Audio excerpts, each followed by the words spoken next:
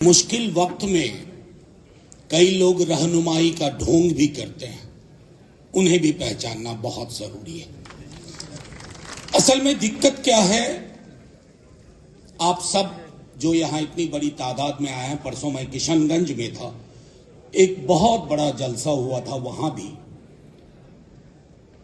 गुस्सा वाजिब है, लेकिन ये लड़ाई सिर्फ मुसलमानों की नहीं है, हर हिंदुस्तानी आपके साथ।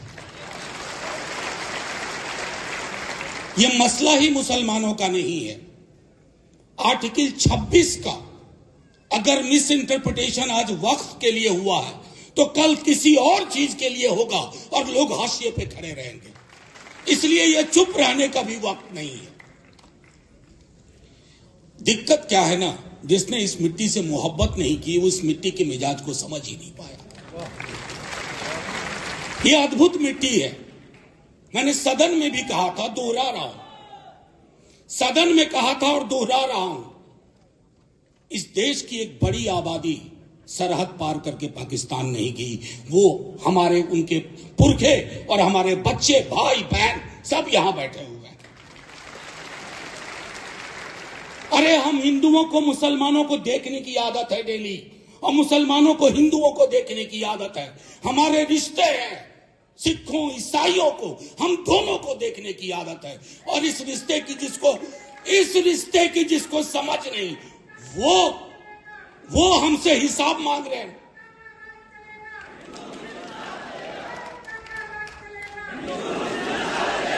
और देखिए हमसे हिसाब कौन ले रहे हैं।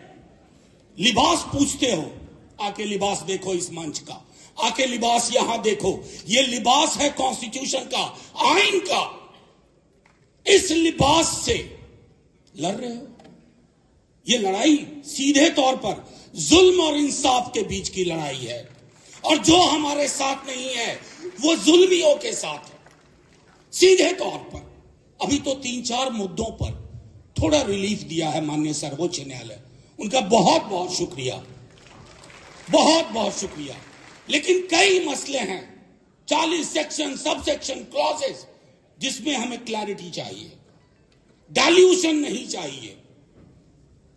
ये सारी चीजें हमें समझनी होगी। और यकीन मानिए, कई साथियों ने, उस्मानी साहब ने भी कहा, कई ने कहा, उकसाने की बड़ी कोशिश होगी, रंगा सियार बन के लोग बीच में बैठ जाएंगे, उनसे होशियार रहना है।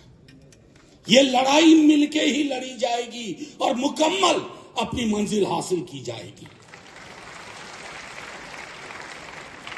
पंक्चर बनाते हैं, अब्दुल भी बनाता है, अमरिंदर भी बनाता है, लेकिन यहां का भी पंक्चर ठीक करता है।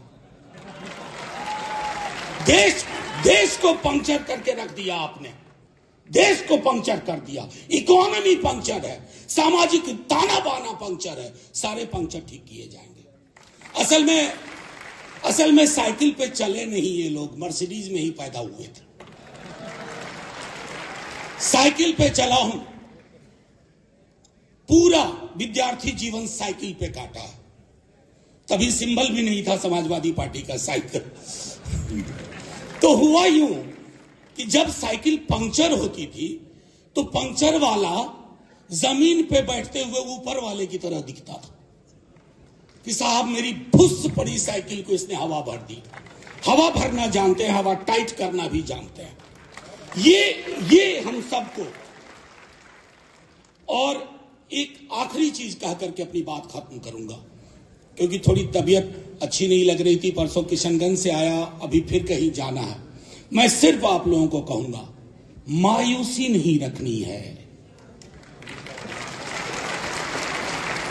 आपका करार गांधी, नेहरू, मौलाना आजाद से था।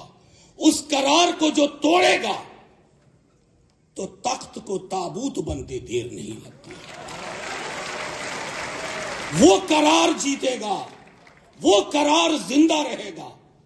मायूस मुल्क, मायूस इरादे मंजिल नहीं हासिल करेंगे। ये लड़ाई आपकी नहीं है।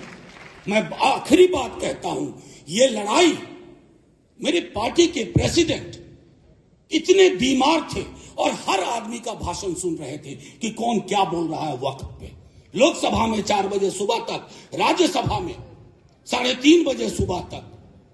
मेरे नेता प्रतिपक्ष यंग आदमी है, लेकिन उन्होंने जैसे ही हम हारे, नंबर बहुत आए हमारे पास, जितनी हमारी हैसियत नहीं थी राज्यसभा में। 85 का आंकड़ा था, 98 वोट आए, 98। ये लोग कौन हैं? ये लोग आपके साथ हैं, मरते दम तक साथ रहेंगे और इस लड़ाई को जीतेंगे।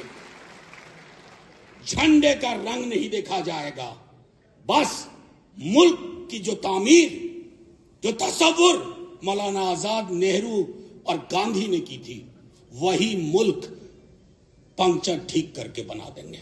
जय हिंद, जय हिंद। शुक्रिया बहुत बहुत।